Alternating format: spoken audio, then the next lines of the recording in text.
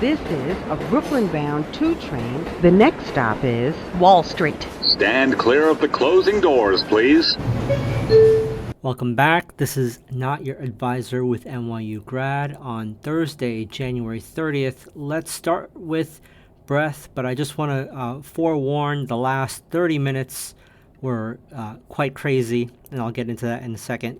But we had 437 new highs on the NYSE versus 151 new lows.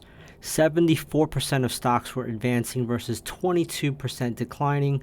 43% were below the 50-day moving average, and 41% were below the 200-day moving average. Now, I would say for the most part, we had a very bullish session today. All the indices closed green, but technology was last place. Technology was only a 0.02%, so basically break even.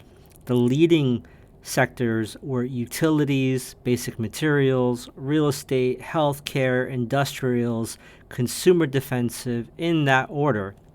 Utilities were up 2.5%. Basic materials were up 1.6%. And a lot of the Mag 7 names, while they recovered some toward the end of the day, were red. So Microsoft continues to bleed out here, down 6.1%. It was down over 6% most of the day. Apple has reported they beat. However, after hours, they're only slightly below their closing price, or they're right at the closing price. So not much has moved. Maybe they're waiting for the earnings call. Some other notable mentions outside of the Mag 7 I just saw during the session that was notable was Visa and MasterCard recording new record highs with beats. But just taking a look at the other mega caps, you had Apple was down 0.74% on the session. Amazon was down 1%. Tesla was up 2.8%. Nvidia was up 0.75%. Alphabet was up 2.7%, and Meta was up 1.5%. So it was kind of like all over the place, to be quite honest with you. And basically the last half hour, there was a discussion about new tariffs of 25% on Mexico and Canada. It wasn't confirmed. It was something I saw hit the Reuters headlines.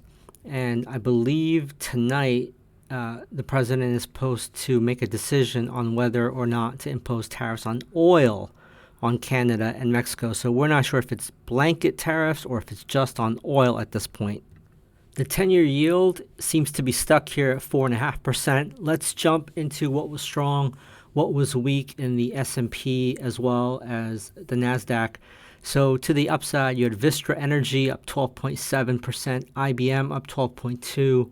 Las Vegas Sands was up 11%, GE Vernova was up 9.6%, Lam Research 8.4%, Thermo Fisher Scientific 6.9%, Wynn Resorts was up 6.2%, BXP 5.8%, Constellation Energy 5.8%, Parker Hannifin 5.6%, Waste Management 5.5%, Domino's Pizza 5.5%, Pulte Group, which is a home builder, 5.4%, Oracle 5.3%, Arista Networks 5.2%, Quest Diagnostic was up 5.3%, Roper Industries 4.8%. A lot of utilities, as you can see here. In the NASDAQ, you had Lam Research up 8.29%. If you're intrigued by what you've heard today, if you're ready to challenge your own assumptions and explore a new approach to investing, then I encourage you to check out Not Your Advisor. Explore their website. Listen to a few podcast episodes. See if their philosophy resonates with you. You might just discover a whole new way of thinking about investing. One that empowers you to achieve your financial goals. And that's what it's all about. Absolutely. So until next time. Yeah. Keep learning, keep questioning, and keep diving deeper.